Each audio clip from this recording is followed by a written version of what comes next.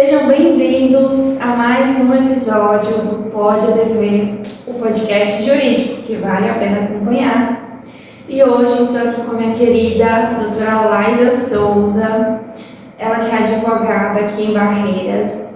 Muito obrigada, doutora, por ter aceitado mais uma vez o convite do podcast. Vou contar, não aguento. Gente, doutora Laísa foi a primeira advogada que eu entrevistei. Primeiro episódio do podcast, só que infelizmente quando eu fui editar o vídeo dela para postar, não tinha áudio, o microfone me deixou na mão, não gravou nadinha, aí tá lá a gente conversando sem áudio nenhum. Aí eu falei, poxa, ficou tão legal, eu queria. Aí convidei a doutora Laísa novamente, falou, não, agora vai dar certo. Inclusive já temos microfones, vai ficar show de bola. Doutora, muito obrigada por vir novamente, tá? Para conversar sobre um assunto assim muito interessante dentro da sua área de atuação, né? Que é sobre o mandado de segurança para questões de garantir vaga em concurso público, né? E é isso aí, vamos bater um papo legal hoje sobre isso. Então, na minha trajetória acadêmica eu sempre tive uma afinidade maior com o direito administrativo. Tanto que o meu TCC foi sobre direito administrativo, a minha segunda fase da UB foi sobre direito administrativo, TCC licitação, que muita gente odeia, quem não é fã de direito administrativo não gosta. O seu TCC foi sobre licitação? Foi sobre licitações, e a minha segunda fase da UB acho que foi probidade administrativa, que caiu.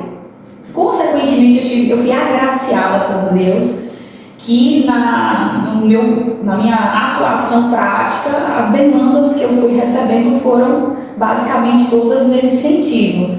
Hoje, por exemplo, 99,9% das ações que eu tenho são mandados de segurança. Então, eu só trabalho basicamente com isso. Trabalho tanto em questões de processos seletivos, concursos públicos, como em também outras situações em que alguém chega ali e apresenta ali para mim um caso, né, uma situação em que a pessoa está diante ali de uma ilegalidade, a gente verifica que ela tem um direito ali e a gente entra com esse remédio constitucional, impetra aí o mandado de segurança para poder garantir o direito dessas pessoas. Então, é bem legal. Eu gostei, né, porque já tinha essa afinidade e graças a Deus eu consegui continuar dentro dessa área que eu sempre gostei muito.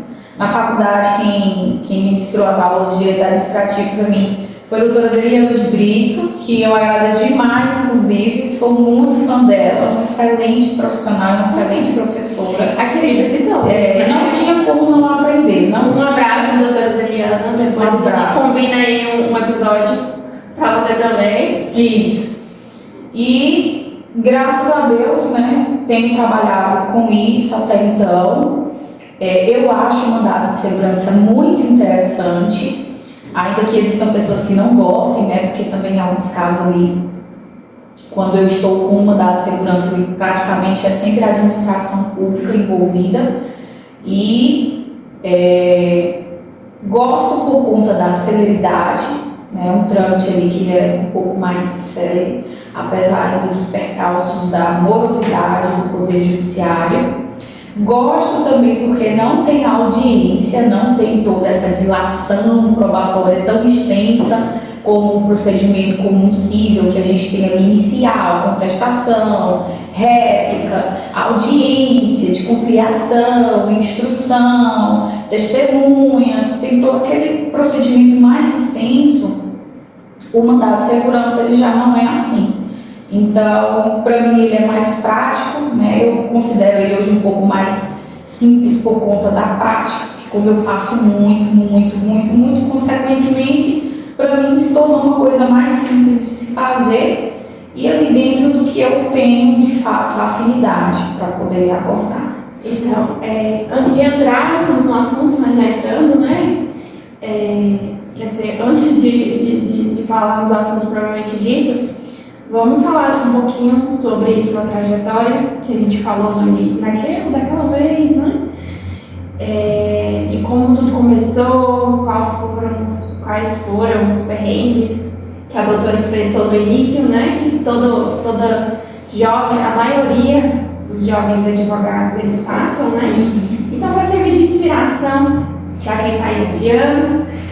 Nas minhas redes sociais eu não gosto nem de falar sobre, por exemplo, direito. Eu gosto de falar mais da minha trajetória do que sobre direito, porque eu gosto mais de inspirar outros colegas, jovens advogados, utilizando a minha vivência na advocacia, que é pouca inclusive, a sair, por exemplo, da zona de conforto, né? Aqueles que estão, claro, porque nem todo mundo, às vezes é falta de oportunidade de qualquer outra coisa, mas eu gosto muito de falar da minha vivência, já fiz algumas lives com a doutora Elisane sobre isso. Nós temos até uma comunidade no WhatsApp, um grupo de jovens advogados, que eu e a doutora Elisane nós tivemos a iniciativa de poder criar, ali onde a gente troca ideias, tira dúvidas e um dá suporte ao outro ali quando tem alguma dúvida da prática que a gente nunca vivenciou, nunca passou. A gente até estava realizando alguns encontros, deu uma parada, mas a gente vai voltar. Faz uma reunião ali por vídeo e aí a gente conversa, desabafa, alguns conversam, outros conversam, a gente tem uma experiência. É bem legal essa ideia. E a iniciativa da comunidade, no meu ponto de vista, por mim, foi justamente por conta dessa dificuldade que eu tive no início. Eu vim de Botirama para cá, trabalhei, estudei, eu trabalhava de dia, estudava à noite, não fiz estágio. A prática eu aprendi realmente errando, né? Fui trabalhar no escritório como contratada, mas de fato lá eu era a advogada praticamente, então eu coloquei a mão na cabeça e falei, meu Deus, e agora? E foi ali passando um perrengue mesmo, como você falou, os perrengues ali, dores de cabeça. Não conto às vezes que, por exemplo, participei de uma audiência, saí da audiência respirando fundo e quando eu virei a esquina a lágrima desceu nos olhos, falei, meu Deus, o que eu estou fazendo aqui, Jesus, me ajuda, Senhor. Foi muito difícil e ainda é difícil, né? Não, ainda que eu tenha, por exemplo, aí uma quantidade razoável, não acho pequena até, acho que são 5 anos de formação, são 6 anos de formação, mas eu tenho acho que pouco mais de 3 anos de OAB, se não me engano, porque logo de início eu passei quando eu estava no 9º semestre, mas eu não peguei a carteirinha de imediato, eu esperei aí um tempo para poder pegar. E até eu decidi que eu ia de fato advogar, eu precisei de muita coragem para isso. Que as minhas amigas, que podiam ser as minhas parceiras, os sócios, elas já estavam cada uma no seu rumo, né? A doutora Elisane, na época, ela trabalhava, ela fazia assessoria. Uma outra amiga minha muito próxima também, que é a doutora Camila, já estava no escritório como contratada. A minha sala, todo mundo, praticamente 90% dos colegas são de outras cidades, por exemplo, o doutor Wilson Pacheco, de outra cidade, cada um foi para a sua cidade, né? Todos retornaram para suas cidades. E ficou eu e Marredes. Falei, agora, Jesus, o que eu vou fazer? Consegui essa oportunidade como contratada, fiquei lá, acredito que por 1 ano e meio, foi 2 anos no máximo. Foi quando a doutora Elisane saiu da assessoria e me chamou para a gente iniciar uma sociedade, uma parceria juntas, que a gente começou, graças a Deus, com um escritóriozinho desse tamanho, quadradinho, que só cabia eu e ela dentro. E aí cresceu, né? E hoje, graças a Deus, a gente está num espaço maior e a gente pretende ampliar ainda mais posteriormente, né? Depois que Arthur nascer, porque a doutora Elisane está gestante aí, depois que Arthur nascer, a gente pretende ampliar e vou dar continuidade, né? Vou dar continuidade ao trabalho que eu venho desempenhando, que eu venho realizando aí com as pessoas que eu atendo, que eu trabalho. E hoje em dia, então, você é sócia de Elisane no escritório? Isso, nós temos uma sociedade. Aí tem um espaço físico aqui em Barreiras, porém a sua advocacia aí, mais da metade é sem fronteiras, né? É ali a advocacia, um cliente ali, um cliente lá. Eu vejo você sempre postando no Instagram a sua rotina, né? E viaja pra cá, viaja pra lá. Eu gosto disso, achei isso muito interessante, essa ideia da advocacia sem fronteiras, essas portas elas se abriram por conta eu vejo como que há males que vem para bem, a pandemia abriu muito as portas, essa questão da era digital, né? E na advocacia isso foi muito importante. A gente tem hoje balcão virtual, a gente tem as audiências por videochamada que acontecem em comarcas, em outras cidades, em outros estados. Aí eu, por exemplo, eu não tinha tanto contato com as plataformas de atendimento virtual. Zoom, acho que o Lifesize, não sei se é Lifesize que fala, é uma outra aí, que eu também já vi utilizar, e tem o Google Meet. Então, depois disso, depois da pandemia, foi que eu fui começar a ter acesso a isso. Eu falei, peraí, isso aqui dá para você expandir, né? Dá para você crescer, dá para você ir em lugares onde provavelmente se fosse fisicamente seria um pouco mais difícil. Eu tenho parceria com outros advogados de outros estados, Alagoas, Paraíba, Goiás, tenho parceria também. Se não me engano, Pernambuco, tem outro Paulo Cavalcante em Pernambuco. Eu tenho parceria com advogados em vários estados, Amazonas, Brasília. Então, por conta disso, dessas parcerias que eu fiz, que são advogados, que são parceiros, que eu trabalho em conjunto com eles também, a gente faz reuniões constantemente por chamada de vídeo, eu realizo atuações também em conjunto com eles, com esses parceiros que são advogados de outros estados. E aí a gente pega demandas, né, em conjunto, todos nós, cada um ali dentro do seu estado, eu faço parceria junto com eles, trabalho daqui e eu realizo esses atendimentos. Em alguns casos, é preciso que a gente vá, né, pessoalmente até o estado ali para poder realizar uma diligência, né, um despacho presencialmente com o juiz, uma reunião. E aí, quando acontece isso, aí eu me desloco daqui da Bahia, de Barreiras, para ir para esse estado. Os últimos que eu fui foram no Tocantins, que eu tenho uma parceria lá no Tocantins também, com a advogada doutora Flaviane. Em Brasília, né, tem parceria com dois advogados lá em Brasília, também estive lá recentemente. E em Manaus, no Amazonas, que foi o mais distante que eu já fui até agora, e foi tipo uma viagem que eu nem imaginei que eu fosse precisar fazer. Quando eu já estava lá no Amazonas. E como é que aconteceu, assim, essas parcerias? Você foi atrás, eles te perceberam, vieram atrás. Como é que funciona? É por indicação? Indicação. Eu, por exemplo, tinha clientes que conheciam pessoas que estavam na mesma situação, que eram clientes de outro advogado. Aí a gente foi conversando a respeito do assunto, e aí, tipo, vamos dizer, por exemplo, para iniciar, um cliente meu é amigo de uma moça que é cliente de Dr. Paulo, por exemplo. Aí os dois estavam na mesma situação, eu tinha um processo dele e ela com o advogado dela. Aí em determinado momento eu falei assim, doutora, fulano, que é advogado também, vocês poderiam conversar. Aí nessa história passou o meu contato para ele, ele me chamou e a gente começou a conversar. Aí teve a ideia, doutora, a gente podia fazer um grupo, a gente podia conversar com outros advogados também que trabalham com a mesma demanda, né, e tudo mais, e a gente poderia fazer um grupo. Aí teve a ideia de criar um grupo no WhatsApp, esse grupo iniciou ali com uma quantidade ali de 5, aí foi aumentando para 10, porque foram descobrindo outros advogados também em outros estados, e aí hoje, se não me engano, o grupo está em torno de umas 40 a 50 pessoas, 40 a 50 advogados. A gente sempre se reúne por vídeo para conversar, organizar estratégias, né, alinhar, construir pontes, novas parcerias também. É todo um trabalho ali que é realizado hoje quase que basicamente em conjunto. E é muito interessante, né, esse apoio entre colegas, né, na advocacia.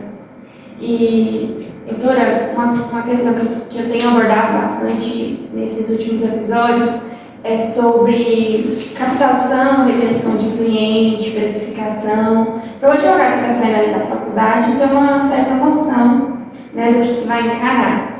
Então, como é que funciona a captação de clientes ali no seu escritório? Porque a retenção, você também vai falar, mas como a gente já tinha discutido antes, sobre a questão de mensagens, né, de conversar, de tratar o tratamento do cliente mesmo. Mas primeiro, como é a captação?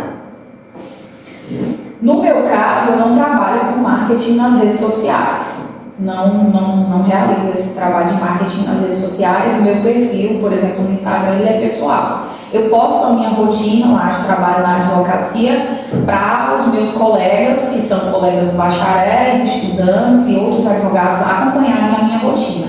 Mas 99% dos clientes que chegam para mim para contratar o meu serviço ou conhecer mais a respeito do meu trabalho são por indicação. Indicação, um cliente gosta da minha forma, da minha dinâmica de trabalho, acha interessante e normalmente indica outro cliente. Os dois pontos principais que são motivos pelos quais os clientes me procuram é o meu diferencial no atendimento, né, que eu procuro dar uma atenção bem especial para o cliente na hora de atender, e também alguns êxitos, né? Fiquei sabendo que deu certo, aí indico uma outra pessoa, fiquei sabendo que deu certo, aí indico uma outra pessoa. Então eu prezo tanto por um como por outro, né? Gosto de, graças a Deus, quando existem resultados favoráveis, positivos, eu gosto, eu fico feliz, claro que o cara advogado fica feliz. Só que eu tento ali fazer um diferencial na minha atuação, né, justamente para me destacar dos demais, né. Como eu falo nas redes sociais, eu separo 2 dias, por exemplo, para fazer o atendimento. Nas terças e nas quintas-feiras eu só atendo os clientes. Eu atendo, eu tiro dúvidas. Normalmente você não vai ver um áudio meu de atendimento de cliente com menos de 1 minuto. Quem não gosta de áudio, que é cliente meu, tá no sal, falar com o pessoal aqui, tá triste, porque é de 1 a 5 minutos de áudio para passar o andamento para o cliente. Em situações excepcionais, eu passo por videochamada ou por ligação para poder conversar com a pessoa e dar uma atenção um pouco mais especial. Eu deixo o atendimento por vídeo e por ligação para situações excepcionais, porque como eu atendo 2 dias, acumula. As pessoas mandam mensagem no decorrer da semana. Quando eu sento para pegar o celular para atender na terça e na quinta, tem muita mensagem. Então, se eu for passar andamento para todo mundo por ligação ali ou por vídeo, eu vou ficar vários dias para conseguir atender todo mundo. Então, o que eu posso passar por mensagem de texto, eu passo. O que eu vejo que não tem como explicar por mensagem de texto, eu mando um áudio. E quando eu vejo que é uma situação ali que nem mensagem de texto, nem áudio resolve, que eu tenho que conversar com a pessoa mesmo ali, tipo, de forma mais aprofundada, ou eu faço uma ligação, ou eu faço a videochamada. Entre um e outro, eu prefiro a videochamada, porque eu consigo olhar ali para a pessoa, ainda que pelas lentes da câmera, mas eu consigo olhar para a pessoa olha para mim, e eu sinto que eu consigo transmitir melhor o que eu quero passar. E o cliente se sente ali menos preocupado, né? Porque existem clientes e clientes que reclamam, né? Que não consigo falar, entrei com o processo condutor e não consigo mais falar com ele, ligo uma mensagem nada, e aí quando você dá esse atendimento aí para o cliente, aí o cliente já fica mais. Isso. Normalmente eles me procuram, são muito ansiosos, querem uma resposta rápida, querem ouvir de mim uma posição. Essa questão de que advogado não responde é uma das queixas que eu mais recebo. Por isso que eu quis trazer esse diferencial na minha prática, né, na minha atuação. 90% das pessoas que me procuram já vêm com essa imagem do advogado como uma pessoa que é inacessível. Você não consegue falar, você não consegue conversar, você não consegue tirar uma dúvida. Tipo assim, você entrega ali a sua situação, o seu caso para a pessoa, o advogado simplesmente não retorna mais. Então, em meio a essas queixas, eu quis tirar algo disso. Eu falei, então é nesse ponto, né, que a ferida do cliente é que eu vou ser diferente, é que eu vou trabalhar diferente, é nessa situação aqui, e graças a Deus, muitos elogios até então. Nessa história eu fiz muitos amigos, clientes que deixaram de ser clientes e são meus amigos. Doutora, eu não vejo a senhora, nós vamos viajar, não sei o que, aquela maior coisa comigo. Tem cliente que eu já chego a ter uma relação um pouco mais aprofundada ali, de trocar ideias sobre a minha vida pessoal. Por por exemplo, o processo já encerrou, já não tem mais ali uma relação de advogado e cliente, o processo já encerrou. A gente continua a amizade e tudo mais, mantendo contato da mesma forma. Muito bom, interessante. É legal. Então, doutora, para a gente não ultrapassar muito tempo, né? Vamos entrar então no assunto sobre mandado de segurança. Vamos colocar aqui uma situação que saiu um edital de um concurso de ensino superior, né? A nível superior, e eu quero participar desse concurso. Só que no edital exige que eu tenha, no primeiro momento ali, que eu apresente o diploma, né? Só que eu não tenho esse diploma agora, eu tenho o certificado de conclusão de curso e demora ali um certo tempo, tem um prazo para conseguir esse diploma. Qual a alternativa que eu vou ter para poder ali se garantir a minha vaga, mesmo sem ter o diploma ali para apresentar logo de início?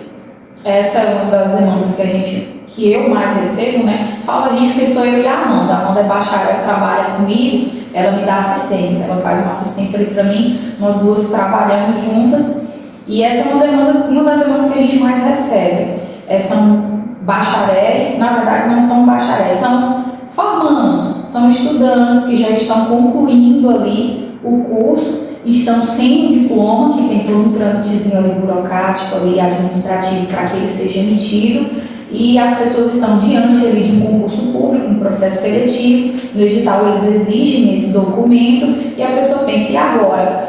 Vai chegar em tal momento, eu não vou ter esse documento para apresentar e provavelmente eu vou ser indeferido. Aí chega, doutora, me ajuda, estou sem esse documento aqui, preciso apresentar ele em tal momento. Não precisa ser necessariamente um diploma, pode ser algum outro documento também exigido pelo edital. O mais comum é o diploma, a pessoa está só com o certificado de conclusão de curso, mas pode ter alguma outra situação em que a pessoa não está no líder de algum outro documento que eles exigem, e aí a gente pega, né, a situação e entra ali com um mandado de segurança preventivo, porque existe um fundado receio de uma lesão. O candidato ele já tem um receio de que já bate um desespero, né? Quando não conseguir. Aí a pessoa está estudando, se preparando, por exemplo, viu uma grande oportunidade ali na frente, doutora, essa é a oportunidade que eu tenho para poder conseguir, né, uma aprovação, já me preparando. Então, o que pode ser feito? Aí eu oriento sempre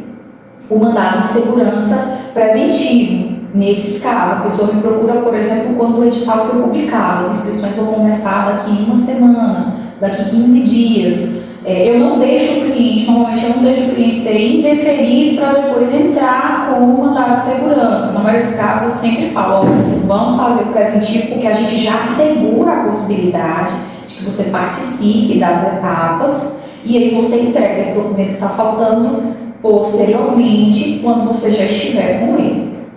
Entendi. E assim, quais são os documentos necessários para poder impetrar esse mandado de segurança? Nesse caso, a gente segue a documentação do edital. O edital normalmente pede documentos pessoais, né?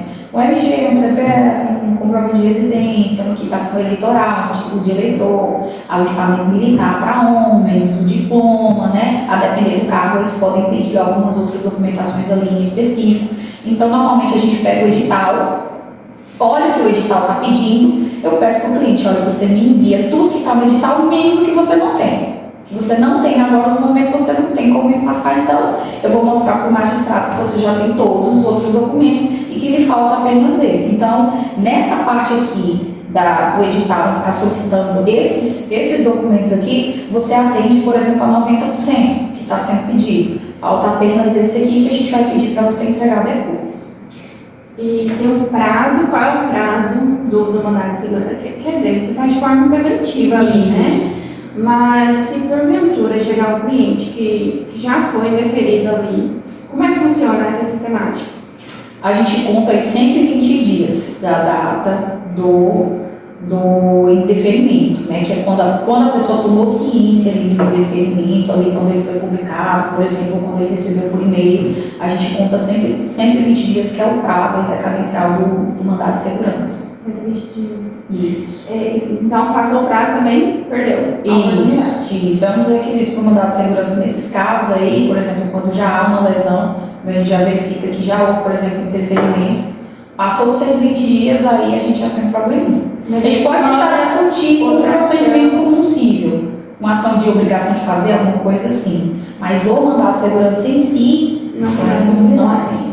Mas também nem tudo está perdido, porque pode ter uma ação que já tive casos. Já tive casos. Protocolei depois do prazo, aí o próprio magistrado lá na sentença, uma decisão, não sei bem qual foi, ele já fala que não prejudica, né? Você não está impedido de entrar, por exemplo, com um procedimento combustível para poder discutir aquilo ali. Entendi. E eu imagino que o cliente já fica um pouquinho afobado ali, já queira saber logo quando é que ele vai poder saber se o mandado de segurança deu certo, né? Quando é que vai ter uma resposta. E tem, assim, você costuma dizer um prazo para ele, para acalmar, assim, o coraçãozinho? Essa é uma pergunta recorde. Doutor, e quando é que eu vou saber se deu certo? Quando que eu vou ter uma resposta? É complicado. O coração chega doente, né? O coração chega dói quando eu escuto isso. Ai, meu Deus. Mas normalmente é rápido a primeira decisão, que é se vai conceder ou não a liminar. Normalmente é rápido. Tem juiz que primeiro opta em ouvir, notificar a autoridade coatora e pedir um parecer do Ministério Público para depois dizer se vai conceder ou não a liminar. Mas normalmente, logo no primeiro momento ali, ele já dá uma decisão ali se vai conceder ou não. Isso dependendo da comarca, dependendo do estado, dependendo da vara, normalmente eu tenho essa resposta em uns 15 dias. Por isso que eu sempre peço para o cliente, no caso do preventivo, que ele procure a gente o mais rápido possível. Se ele já ficou sabendo que vai ter a publicação de um edital ali, tipo, sempre tem ali, né, normalmente, uma conversa ou outra. Então ele já me procura, a gente já deixa tudo pronto já para poder fazer o protocolo. Em alguns casos, quando a gente vê que o cliente nos procurou já faltando poucos dias, aí a gente corre atrás para despachar com o juiz. Corre atrás ali e tal, para tentar despachar para ter uma resposta rápida. Doutora, como você mencionou já antes, no início do episódio, esse procedimento aqui não exige ali, tipo, audiência de instrução, essas coisas, né? Então, não será necessário que tenha audiência, né? Tem a opção de oitiva de testemunhas, o seu cliente ele apresenta algumas testemunhas em relação a isso, não é necessário, não precisa, não comporta. Não. No caso do mandado de segurança, como a gente ali está diante de uma lesão e de um direito líquido e certo, é uma questão que a gente vai discutir que não exige, que não precisa de dilação probatória. Não vai precisar, por exemplo, de ficar discutindo aquele assunto ali várias vezes para que o juiz possa chegar a uma convicção. No ato da distribuição ali do mandado de segurança, as provas pré-constituídas que a gente fala, elas já precisam ser suficientes para que o juiz ele possa chegar ali e já ter uma noção a respeito do assunto. Em alguns casos, o magistrado, como eu falei, ele opta em, antes de conceder a liminar ou não, notificar a autoridade coatora para prestar esclarecimentos. Mas aí tem-se apenas essas manifestações. A minha como advogada, com as provas pré-constituídas do cliente, a petição, com o argumento de fato de direito, depois vem a autoridade coatora prestando informações, o Ministério Público é intimado, que é obrigatório, no mandado de segurança, para dar um parecer, ainda que o Ministério Público se manifeste em não interesse na intervenção do feito, ele precisa ser intimado, sob pena de nulidade, e aí depois vem a sentença. Então, basicamente, em 90% dos casos dos processos que eu faço de mandado de segurança, é só a minha fala, a fala da autoridade coatora, e o juiz chega ali em um denominador comum ali, em um entendimento ali, uma interpretação. Então é isso, doutora. A gente vai finalizar por aqui, mas foi assim, uma temática muito gostosa de abordar, né? O mandado de segurança, como você disse, é algo assim que parece ser simples, né? E assim, eu te agradeço por ter aceitado o convite de vir. novamente aqui, dispor do seu tempo para a gente poder conseguir gravar novamente. Dessa vez deu tudo certo. Tem áudio, tem tudo. E muito obrigada. Eu que agradeço mais uma vez a oportunidade de poder estar aqui, né, para poder falar a respeito da minha vivência na advocacia, que foi o que a gente tratou na primeira conversa que a gente teve, sobre o mandado de segurança, né, que é o remédio constitucional que eu mais trabalho, né, que é o tipo de ação que eu mais tenho costume de protocolar ali, vamos dizer assim, tipo de ação, mas na verdade é um remédio constitucional, e poder passar, né, para os jovens advogados, os advogados iniciantes, a respeito desse nicho, né, que é bem interessante, porque normalmente os advogados atuam mais em procedimentos comuns. E é isso, né?